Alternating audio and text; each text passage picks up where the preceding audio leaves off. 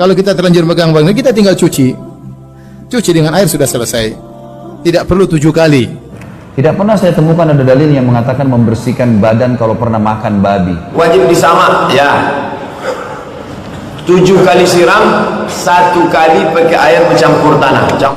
Tathuru, maka itu akan bisa disucikan bisa ighasalatin dengan 7 basuhan. Semua perangkat yang melekat kepada babi maka disifati haram, baik memakannya ataupun penggunaan pemanfaatannya. Sepakat sampai sini?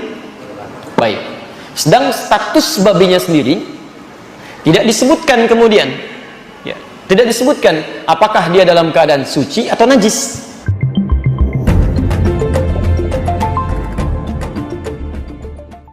Saya mau bertanya, bagaimana, apakah najis jika kita tidak sengaja memegang makanan yang mengandung babi? Bagaimana membersihkannya? Iya, babi najis ya. Kalau kita terlanjur memegang babi, kita tinggal cuci. Cuci dengan air sudah selesai. Tidak perlu 7 kali. Memang ada pendapat, tapi yang benar tidak perlu 7 kali dengan pakai pasir. Itu cuma buat anjing. Tapi kalau babi cukup dengan air sudah selesai. Gimana caranya membersihkan tubuh jika pernah memakan babi dengan sengaja? Apakah sama dengan memakan babi tidak sengaja dalam cara pembersihannya? Adakah denda dan hukumannya? Tidak pernah saya temukan ada dalil yang mengatakan membersihkan badan kalau pernah makan babi atau pernah minum khamr. Yang ada kalau dijilat oleh anjing, ada hadisnya. Di luar itu baru dicuci dengan debu, digosok dengan debu 7 kali, kemudian dicuci dengan air 1 kali, kan gitu. Itu yang ada. Kata ulama, masuk dalamnya hewan-hewan yang diharamkan seperti babi dan seterusnya. Tapi kalau pernah makan dagingnya, maka bertaubat kepada Allah saja. Taubat nasuha. Karena tidak ada hadis khusus yang menjelaskan masalah makanan kah, minuman kah, tidak ada masalah itu. Allahu a'lam. Apakah bersentuhan dengan babi wajib disamak? Ya. 7 kali siram, 1 kali pakai air bercampur tanah, campur dengan tanah. Mau di awal, mau di ujung terserah. Tapi kalau bisa di awal atau di tengah, supaya nanti di akhir dibilas dengan air biasa. Idza walagal kalbu fi ina'i ahadikum, kalau ada anjing menjilat bejana berisi air, fa ahriquhu, tumpahkan airnya, lalu kemudian basuh bejana, mangkok, ember bekas, siram dengan 7 kali siram. Salah satunya dengan campuran air tanah. Kalau kita ke kebun sawit terus ada bekas pijakan babi, terus terkena kaki celana kita, apakah kita sama juga? Tidak, karena kita tak bersentuhan langsung. Ini babi, ini babi, ini anjing, sama-sama kering. Anjing itu kering, kita kering, enggak? Atau sama-sama mandi hujan sama anjing, sama-sama basah, masuk, tak juga. Satu basah, satu kering. Anjing itu basah, bukan kena sungai, kita duduk, kena dia, itu baru kita sah. Mughalladatu, najis mughalladah, yaitu najisnya anjing dan babi dan keturunannya. Tathuru, maka itu akan bisa disucikan bisa ighasalatin dengan 7 basuhan. Ba'da izalati ainiha, setelah dibersihkan bentuk najisnya, apakah itu kotoran anjing, kotoran babi yang nempel di baju, sudah dibersihkan, baru setelah itu diguyur 7 kali basuhan. Ihdahun nabi turabin, salah satu air tersebut dicampur dengan debu, bukan ihdahu nabi turabin lalu diguyur debu saja, bukan. Salah satu dari 7 basuhan, misalnya ini kain, kita guyur 1, 2, 3 sampai 7. Salah satu dari 7 airnya dicampur dengan debu yang bisa dipakai untuk tayamum kalau kering. Biarpun yang dicampur bukan debu kering, kalau seandainya debu itu kering, maka boleh kita jadikan bertayamum. Kita pilih, kita gunakan untuk bertayamum. Kita campur, tidak harus banyak, seujung sendok teh dicampur dengan air baru diguyurkan.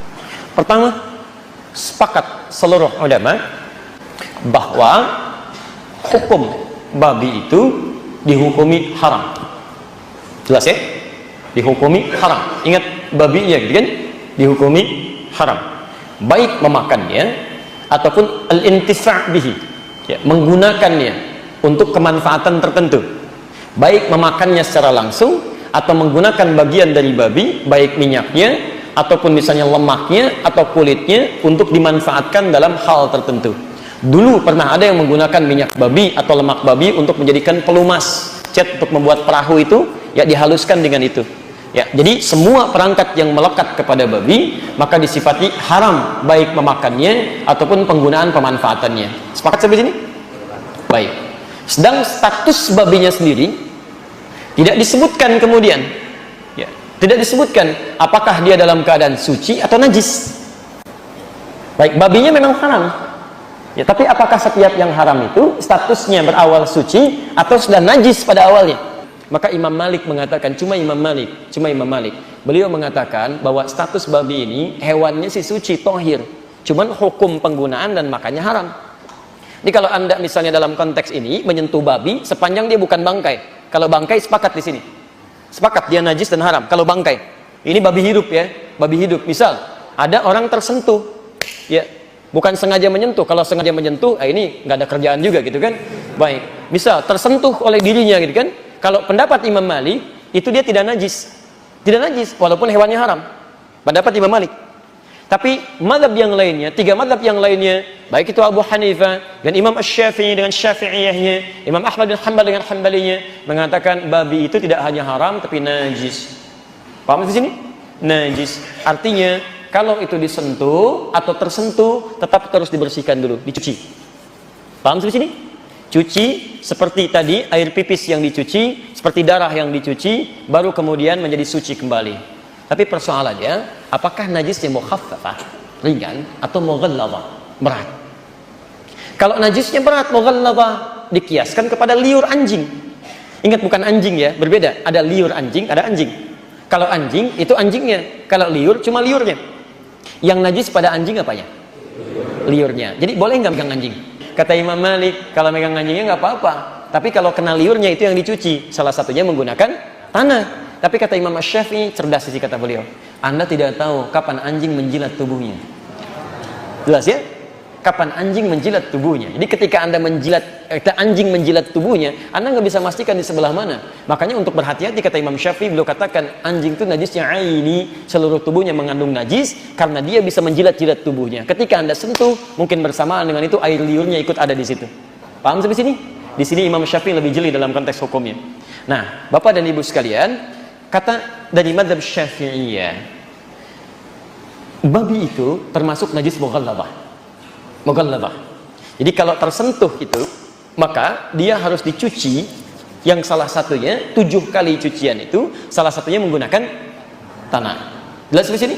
Persis seperti membasuhnya tangan atau bejana yang terkena air liur anjing. Cuci dengan 7 basuhan, diantaranya salah satunya menggunakan tanah. Paham di sini? Sedangkan yang lainnya selain Syafi'iyah memandang bahwa tidak tepat mengkiaskan babi dengan liur anjing, karena berbeda di sini. Beda. Ya, lihat ketika kias disebutkan ataf di Quran, ataf itu mengikutkan hukum pada sebelumnya. Atafnya babi di Quran tidak pernah diatafkan kepada anjing. Tapi selalu diatafkan kepada bangkai misalnya, kemudian darah misalnya. Al-Baqarah ayat ke-173. Innama harrama 'alaikumul maitata wad-dama wa lahmal khinzir.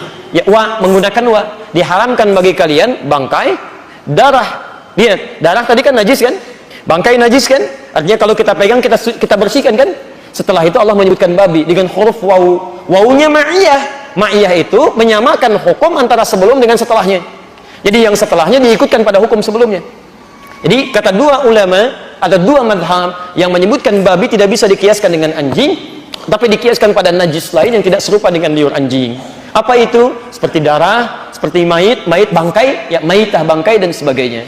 Jadi dari sini, kalau sekiranya ada orang menyentuh babi atau tersentuh dengan keadaan yang nggak bisa dihindari, cukup dia cuci saja, yang merasakan bersih dari sisi cuciannya dengan menggunakan sabun tahara atau semisalnya, sehingga dipandang suci dalam keadaan dirinya. Jelas di sini? Di sini kalau kami melihat yang lebih rajih adalah pendapat para ulama yang memandang babi itu haram, termasuk najis, tapi najisnya tidak dikiaskan dengan liur anjing. Jelas ya? Dikiaskan dengan najis yang lainnya yang cukup kemudian dibasuh dengan sabun atau yang serupa yang menghilangkan bekas-bekas najisnya.